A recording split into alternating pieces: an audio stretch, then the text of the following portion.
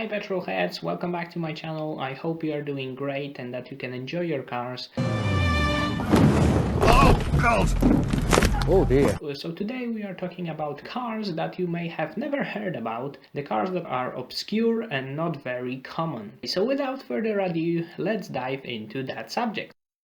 And the first car on our list is Great news! Dacia 500 Lastun. It was a microcar produced from 1988. The name Lsen in Romanian means swallow, like the bird, nothing else, guys. You naughty.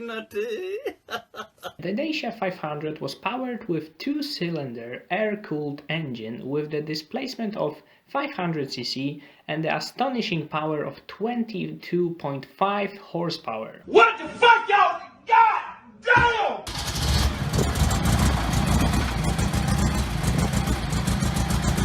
So it seems that this car was simply unable to move when you would put two grown Romanian men inside of it, but you would be wrong. I mean, partly wrong. The car was able to move even with such a small power because the entire chassis of it was constructed out of fiberglass. Huh? Yeah, I know, mind-blowing, right? A small 80s Dacia produced and built out of fiberglass. Thanks to that decision, the car weighed around 590 kilos and it allowed the Lsen to reach 100 kilometers in 26 light years. What? Oh, sorry, I meant 26 seconds. Thanks to its small weight, the car was also very economical on fuel. Dacia claimed that it would consume around 3.5 liters on 100 kilometers, but in reality it would probably be a little bit more. Still, could be worse. And the car was equipped with 4-speed manual gearbox, 4 wheels, 4 seats and a steering wheel. And that would be it when it comes to comfort and equipment of that car. It's not looking good, bruv. It's not looking good. Unfortunately, thanks to its rich equipment, the car didn't gain any popularity and the production stopped in 1991. The amount of Dacia 500 Lsen that was produced was around 6,532, which is very small number. Nowadays it's near impossible to find that car. I think the only solution would be to go and visit Andrew Tate's home country and look for that little box of matches. And the second car on our list comes all the way from Japan, and it's Cappuccino. Not this Cappuccino. It's a Suzuki Cappuccino that was produced from 1991 until 1998. So Suzuki Cappuccino is a two-door roadster K car. What is that? So K cars are the smallest cars legally allowed to move on the roads in Japan. They have to meet special and specific regulations like the weight, displacement and dimensions. And Suzuki Cappuccino is one of those cars, but this is not the only reason why this car is so unique. To begin with, the car was powered with 3-cylinder 657cc Wait for it. turbo engine. Dairy! Legendary! Yes, a 3-cylinder turbo engine that was producing 63 horsepower in a car that weighed around 725 kilos. Yeah, boy. The engine was mounted in front, but in the middle. What? Let me explain. As you can see, the car has a very long front section and very short rear. That allowed to move the engine back almost into the middle of the car. That's why we say this car is front mid-engine. Oh my god. I get it. The car is also rear-wheel drive. Huh? And the hood, roof, roll bar and some of the other elements are made out of aluminium, which makes the weight distribution 50-50. Of course! Oh, and I forgot to mention that the car revs to about 9,000 RPMs. All of this makes the Suzuki Cappuccino a perfect small sports car.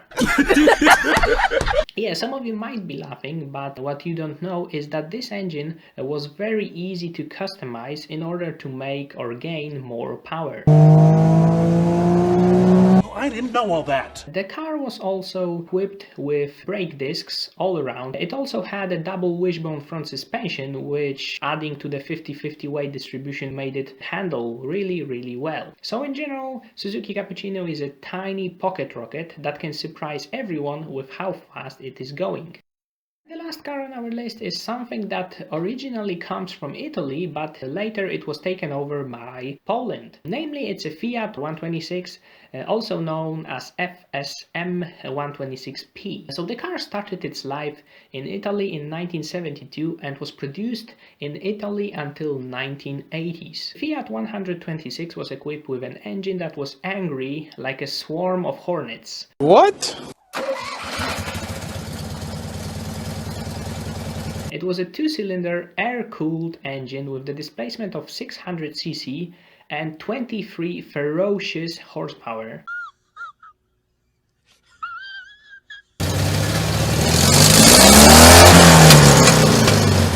But wait! There's more! The engine was also mounted in the rear of the car, and the car was rear-wheel drive. Similarly to Dacia 500 Lsen, Fiat 126 wasn't popular for its comfortable and well-equipped interior. It was popular because it was a very cheap, affordable, simple car that you could repair on your driveway using just a couple of simple sockets and a screwdriver. Nice. That's why this car was so beloved in Poland. But let's start from the beginning. In 1971, Polmot, a Polish company, signed an agreement and license with Fiat to produce Fiat 126 in Poland. In return, or to pay off the license, Polish engineers agreed to produce 820,000 engines for Fiats built in Italy and around 50,000 cars for Fiat saloons. Thanks to that deal, Poland was able to produce its own car to fill the needs of Polish car market, and after 1980s also the Italian car market.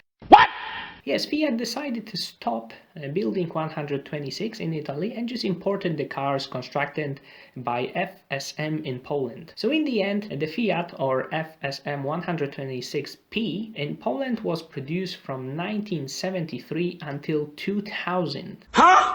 Yes, you heard that right. Polish people fell in love with this car simply because it was cheap and it could take them wherever they wanted. Over 3 millions of these cars were produced in Poland on its own.